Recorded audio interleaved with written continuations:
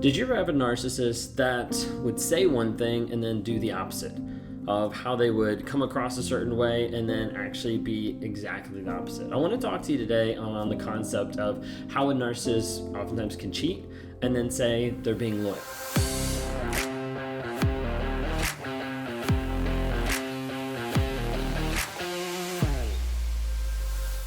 If you guys are new here, my name is Ben Taylor. I'm a self-aware narcissist on this channel to provide awareness, growth, healing, change, and development. We do that every day by producing videos on all the different platforms. If you want to talk to me sometime or reach out for help, you can go to rawmotivations.com. I'm the founder of Raw Motivations, the creator of the Narc app, and your guide in the Clarity Challenge, the 45-day Clarity Challenge that you can access at claritychallenge.net. If you like what you see here about narcissism, narcissistic abuse, my journey in narcissism, please please subscribe, please rate, please share, anything like that just to help spread awareness so other people can know what's going on. When we're talking about the duality of a narcissist and how they can be so completely opposite in what they say and what they do, people normally notice there is a lot of times two sides. And it's hard for people to understand, how is this actually possible? How is this possible that someone can say one thing and do the opposite? Well, I'm going to be talking specifically today about how they can cheat, but then also say that they're loyal, like how that piece goes together. So we're going to go over how a narcissist cheats and justifies that they're not cheating and what you can do about it. Going back to my story, and if you haven't heard it, I've got a couple videos on that. I always claimed to be loyal.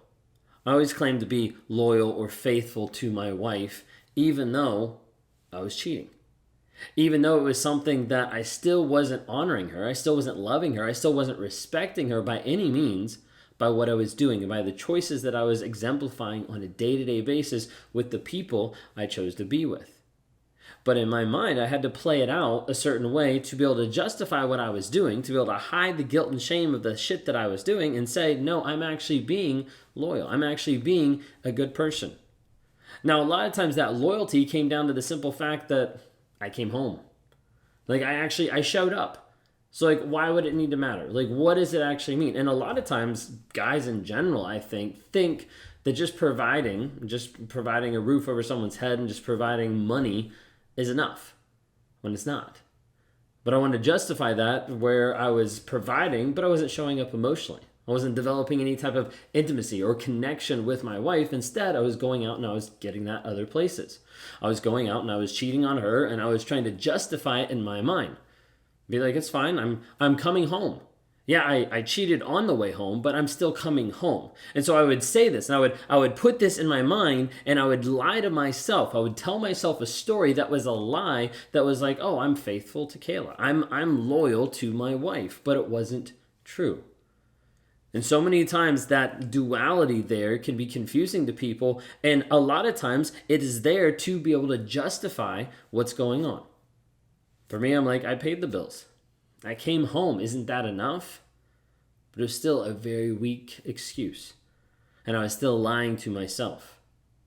Well, if you've been around my content, you know that I normally say all narcissists cheat. I put up a post a little while ago and said all narcissists cheat, just like a little quote. And I had several people message me and it was like, this narcissist doesn't, this narcissist doesn't.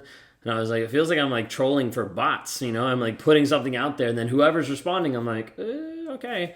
If you have to be able to justify it, something might be going on there. Because we do see it a lot of times. We see narcissists that cheat on all different spectrums, whether that's physically, whether that's emotionally, whether that's giving too much of their time or attention or putting a hobby or something over you, and all of a sudden they're cheating you out of your dreams. They're taking you for your money. They're prioritizing everything else in life over you, the person that they said that they loved, that they cared about, that they actually wanted to be with, that they wanted to spend their life with. And sometimes people get all upset of well, my narcissist didn't cheat. A lot of times they do. It just comes in different forms or different ways. And there's a lot of people that say my narcissist doesn't cheat, and they're just clueless about how they're getting away with it.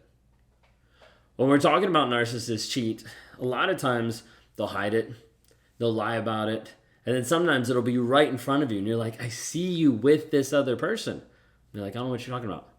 And they'll continue that lie. They'll continue to gaslight you into the idea of this isn't real. This isn't happening.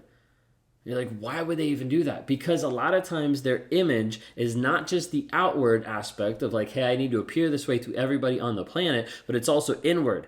I already said that I wasn't this, so I can't go back on it. I already said I was loyal. I'm not a cheater, so I can't go back and say that I actually cheated, because that would be shameful. That would be honest. That would be admitting what actually happened. That would be accountable. And so a lot of times narcissists will lie no matter what about it, even if you have the proof. And even if you're showing them, look, there's a picture of you and the other person. That's not me. They'll do anything to be able to get out of that accountability. So what about this piece? Because I've mentioned about me, and I've also mentioned about like narcissists in general. What about this piece where the narcissist says they cheat, but then they're saying that they're loyal? Like where the narcissist actions is like, hey, I'm cheating. I'm going out with other people. I'm doing whatever. I'm breaking that bond that we decided on, whatever it might be. But I'm loyal. You see, you have to remember with a narcissist, they're developing a false reality. So like for me to stay in that thought process, in that idea, I had to get to a place where I was constructing a false reality. I was building a different frame of reference that I would look through life and think, this is who I am, even though I wasn't. And on the back side of it, that's a different frame of reality. On the front side, that's a different mask.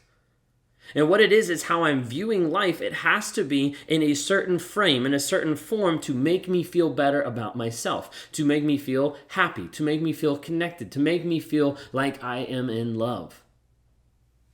And the reason why I have to build that is to justify what I'm doing, to justify on a daily basis, this is okay. It's okay to walk out the door and call the next person and meet up with them because I still come home. It's okay for me to be able to be with someone else and then come home to my wife because I just have it hard at home. Because my wife doesn't connect. Because I'm a victim. All these things have to twist the story around to justify the shit that I'm doing. But a lot of times narcissists, you see, they switch it on and off. They go from point A to point B and it's completely different. So they get the immediate switch. For me, a lot of times there was different switches that would happen throughout the day, different places, whatever it might be. Simple as walking out the front door. I'm leaving for work. Boom. Who am I calling? That quick. And with that idea, it's like you switch it so fast that you separate those two worlds. And I'm not talking about like splitting, like they don't exist. But a lot of times in the mind of the narcissist, they separate them so much that they don't exist in that moment. A lot of times we'll talk about this in the idea of object constancy, out of sight, out of mind. This person's no longer in my mind, therefore they don't exist in that moment. And I don't have to confront reality with the fact that they're actually in my life. Like, no, like this doesn't exist. Like this doesn't actually happen. So they'll switch it on and off, like from one room to the next, outdoor, going from like the bedroom to the bathroom. Like they'll just switch. And the hard thing with the switch is you start to develop two different realities, right? That's what we're talking about. We start to develop a duality of like, I have this reality and I have this reality. I have this person I am faithful to and this person that I am faithful to. I have this person that I'm married to and I am this person who I'm cheating with. Like there's these two different realities. And for a narcissist, getting into one of those realities is not the hard part. Because when you're in this reality, the object constancy of this no longer exists. Like when I first learned about object constancy, I was like, holy cow, like that's exactly what I think. I was like, when I'm over here, this no longer exists. Now when I'm over here, this no longer exists. The hard part about developing a false reality or developing two realities in one sense is not being in either one. The hard part is the switch in between. And this is where you see a lot of narcissists that start to slip up. Or they start to lie about something and they're giving too much detail and you figure out something's wrong. Or they start to tell you about something and you're like, you never told me about that. And they realize that one of the things they're telling is getting crisscrossed. Like, oops, I told this person and it was actually this person. I told this and it was actually on this side. And a lot of times it gets really confusing here because like they'll go back and forth and those two realities, the hardest thing is just the jump, the in-between, because they'll get blended back and forth. Sometimes they'll get intermingled. Sometimes they'll get too close together.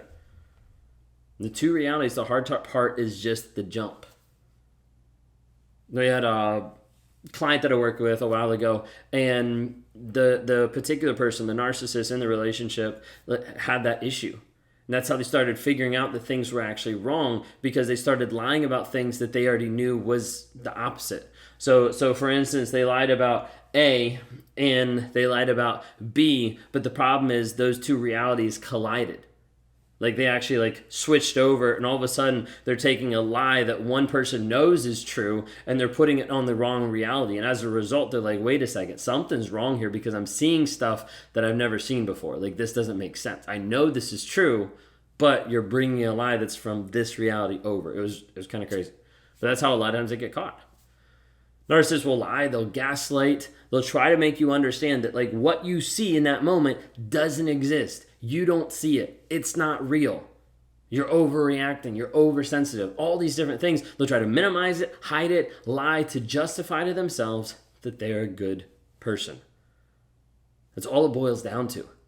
So narcissist cheats, but a narcissist doesn't want to deal with reality. So it's I'll switch it around. I'll make sure that I'm okay, that I'm a good person, that I'm loyal, that I'm loving, that I'm honest, but I'll still keep doing it so I don't feel bad about doing it, but so I don't feel bad about being a bad person. All about hiding the guilt and the shame. So what can you do about it? A lot of times people on this point, they're confused. You've dealt with a lot of betrayal. You've got a lot of self-doubt, a lack of self-esteem. There's a lot of different things going on that are warring against you in this moment. First off, I want you to understand you need to have an understanding of the facts. Like you need to know what's actually going on. So many times people have no clue what's happening at this point, and you need to get down to the nitty-gritty of like understanding the facts. What is the reality? Second thing is don't buy into the fiction. It's so easy to just buy into the lies, buy into the story that they're trying to sell you, and then you start to believe it. You start to think that it's your fault. You start to think that you caused this, all these things.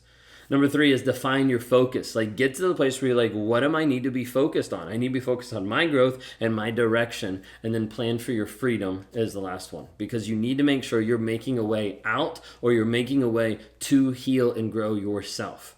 If you like what you see here, if you like what we're like walking through, these are the things and more that I try to talk through people on a day-to-day basis to help them in their healing, in their growth, and in their change. To get to the place where they understand what has happened, to be able to break the trauma bond, to be able to get free from that toxic person.